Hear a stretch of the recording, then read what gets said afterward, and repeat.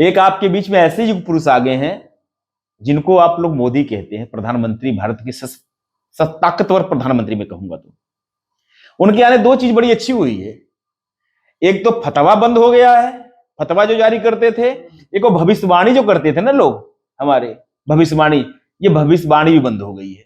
नहीं तो हर दूसरे दिन भविष्यवाणी में कर रहा हूं, यहाँ वो घटेगा, ये भी बंद हो गया है। मैं तीसरे दिन फतवा जारी होता था, यह भी बंद हो गया। तीसरी चीज अगर बताऊं आपको, मैं तो कहता हूं कि ये भारतीय जनता पार्टी के ताकतवर ये प्रधानमंत्री खास करके, इनको 10 वर्ष तक भगवान और स्वस्थ दे दे। ये 10 वर्ष भारत में रह गए तो भारत में जो ये जाति से हम लोग एक दूसरे का शोषण कर रहे हैं, ये विहीन कर देंगे। भारत के लोगों को जाति विहीन ना कर दे तो कह दीजिएगा, और फिर से यह देश सोने की चिड़िया कहलाएगा। सोने की चिड़िया जब भी कहलाता था जब सभी वर्ग, जो SC ST OBC के लोग हैं, जो माइनॉरिटी में चले गए हैं या कुछ जनरल में भी हैं लोग हमारे, जो ताकतवर भारत के क्षत्रिय होते थे, जो शिल्पाकार होते थे, कलाकार होते थे, जो किसान होते थे, जो ज्ञानवान होते थे, जो गुरुवान होते थे, भारत के एक एक बच्चों को वह अपनी शिक्षा दीक्षा देके ताकतवर बनाती थी। बहुत से लोगों को मोदी जी तो बड़े खराब लगते हैं, पर मैं अपनी बात कहूं, मैं निजी बात कर रहा हूं, ये मैं अपनी निजी बात करूं तो ऐसे युग पुरुष को मैं एक सन्यासी होने के बाद भी नमन कर रहा हूं। इनके आने से भारत की दशा और दिशा बदल गई, भारत के नौजवानों की सोच बदल गई है,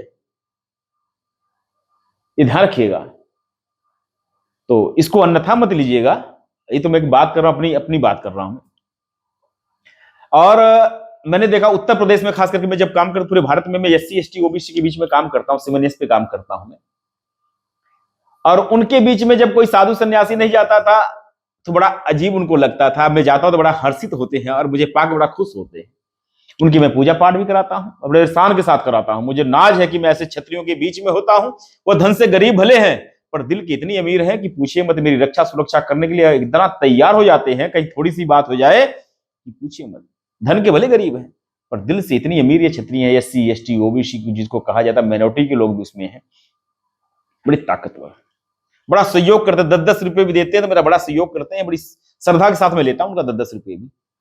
अरे वो बोलते हैं कि महाराज जी हमारे यहाँ खाओगे? मैंने कहा बिल्कुल खाऊंगा, बिल्कुल पीऊंगा। उन्हीं के बीच में खाता हूं, पीता हूं, उनको संस्कारित करता हूं। अरे मेरे बच्चों को, जैसे पिता की जिम्मेवारी क्या है कि अपने परिवार में जो कमजोर बच्चे हैं उनका सहयोग करके, बल से, धन से, बुद्धि से सहयोग करके उनको ताकतवर बनाए। उसी तरह हम सन्यासी, इस भारत के लोग हमारे क्या हैं? परिवार के लोग। हम कहते हैं ना पूरा विश्व ही हमारा परिवार है। तो जब पूरा विश्व परिवार मेरा है तो फिर भारत के लोग मेरे परिवार के लोग नहीं है क्या? मैं और भी साधु संतों से कहता हूं कि आप लोग आइए, SC ST OBC के बीच में काम करिए, उनको सम्मान दीजिए, पर ढोंग करने के लिए मत आइएगा, बिना भेदभाव के आइएगा, दिखावे के लिए मत आइएगा। तो इसीलिए अगर मोदी जी जैसे लोग रहे ना देश में, मैं अपनी बात बता रहा हूं, वह देश की दशा और दिशा सुधार देंगे। यार योगी जी जैसे लोग उत्तर प्रदेश में है, उन्होंने उत्तर प्रदेश को गुंडा फ्री तो कर ही दिया है। बस थोड़ी सी रह गया जातिवाद का कुछ एड़ा लगा हुआ लोगों, वो भी मैं मोदी जी से, योगी जी से निवेदन करूंगा, इस पे भी थोड़ी सा अंकुश लगाइए। निरंकुश ना लोग हो, किसी जाति का आदमी और किसी जाति का आदमी, अगर वो किसी धर्म का आदमी अगर वो अपराधी है, अपराध कर रहा, किसी का शोषण कर रहा है, विधाता के विधान और भारत के संविधान के विपरीत चल रहा है, तो उसको दंडित जरूर करें मोदी जी, योगी जी, ताकि ये समाज एक शुद्ध समाज, विकसित समाज हो। और पूर्वांचल के लोग इतनी ताकतवर हैं, इतनी बुद्धिमान है, इतनी बलशाली लोग हैं, इतनी मेहनती लोग हैं, पूछिए मत आप।